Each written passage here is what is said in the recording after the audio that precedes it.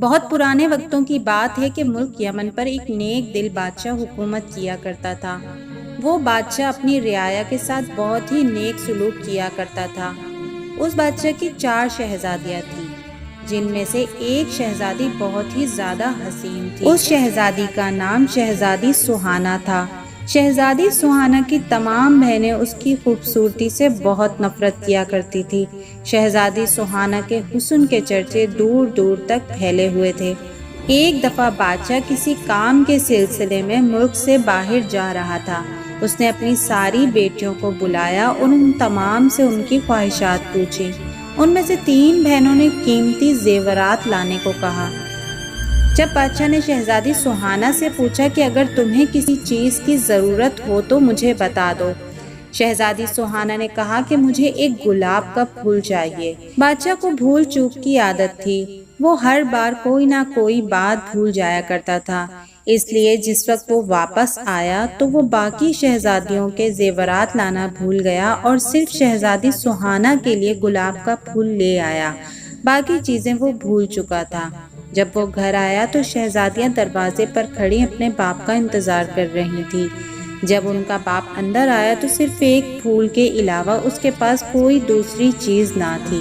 شہزادیوں نے اپنے باپ کو بہت برا بھلا کہا اور ناراض ہو کر اپنے کمرے میں چلی گئیں۔ شہزادی سہانا بھی اپنے کمرے میں جا کر رونے لگی۔ اس کا باپ کمرے میں آیا اور اس کا پھول اسے دے دیا۔ بادشاہ نے کہا کہ دنیا میں سب سے زیادہ قیمتی چیز والدین کی خدمت ہے۔ چنانچہ جب بادشاہ دوسری مرتبہ بیرون ملک گیا تو سب نے اپنی اپنی چیزیں لانے کے لیے کہا، مگر شہزادی سہانا نے اس بار خاموشی اختیار کی۔ اس نے سوچا کہ اس بار کوئی ایسی بات نہ ہو کہ جس سے میرے باپ کا دل دکھے، تو بادشاہ نے اپنی بیٹیوں کے لیے زیورات لیے۔ راستے میں ایک جنگل تھا۔ بادشاہ اس جنگل میں سے گزر رہا تھا تو اس نے درخت پر بیٹھے ایک چمگادڑ کو دیکھا۔ وہ چمگادڑ دراصل ایک خوفناک جن تھا۔ اس نے بادشاہ کو قید کر لیا۔ ایک شہزادہ یہ سارا منظر دیکھ رہا تھا۔ اس نے اپنی تیز دھار تلوار نکالی اور چمگادڑ کی گردن پر دے ماری۔ چمگادڑ اسی وقت مر گیا۔ شہزادہ بادشاہ کو لے کر محل پہنچ گیا اور ان کی بیٹیوں کو سارا ماجرا سنا دیا۔ شہزادیاں اپنے باپ کے پاس آئیں اور اپنے باپ سے نافرمانی پر معافی مانگی۔